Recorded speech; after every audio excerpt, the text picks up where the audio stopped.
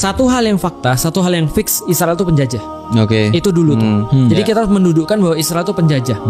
Fix itu penjajah. Ya. Kenapa fix penjajah? Siapapun yang punya internet tinggal ngetik saja sejarah berdirinya Israel, dia sudah tahu bahwasanya Israel itu bukan ada di sana awalnya. Ya. Dan kemudian dia ngeklaim itu wilayah nenek moyangnya dia.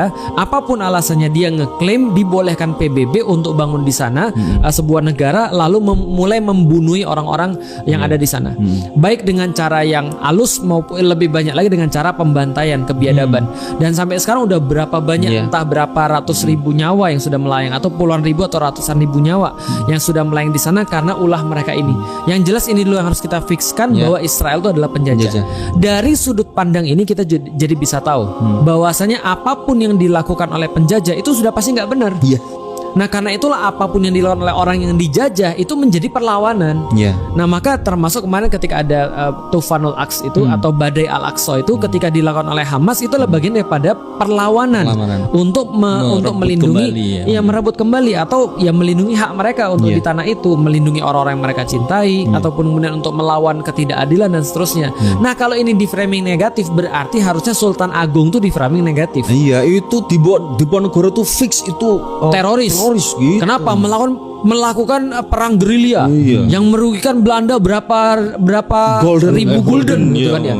Lalu kemudian Sultan Agung itu ketika menginvasi Batavia, ayo kayak apa tuh kan ya. Bahkan difilmkan sekarang orang-orang ketika keren banget Sultan Agung, kenapa bisa kemudian untuk pergi ke Batavia menghancurkan kekuasaan di sana. Zan Peter Zunkun gitu kan ya. Itu kemudian direpotkan oleh Sultan Agung gitu kan ya. Lah pertanyaan, Sultan Agung itu penjajah emang? Atau Sultan Agung itu adalah apa tadi, teroris atau organisasi organisasi radikal dan anarkis gitu misalnya, seperti yang di label sekarang ini.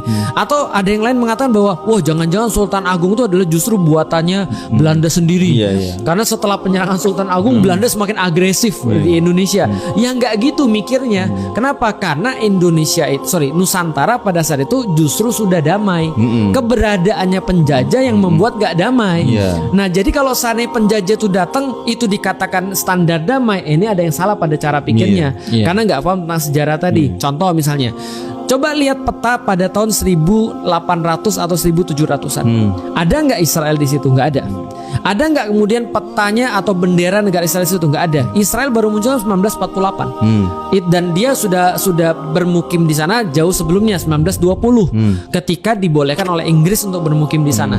Maka kalau kita lihat dari sejarah, Inggris yang dukung Israel bermukim di sana, Amerika memberikan pengesahan lewat PBB, dan PBB-nya sendiri yang nggak mungkin akan berpihak pada orang-orang yang Muslim.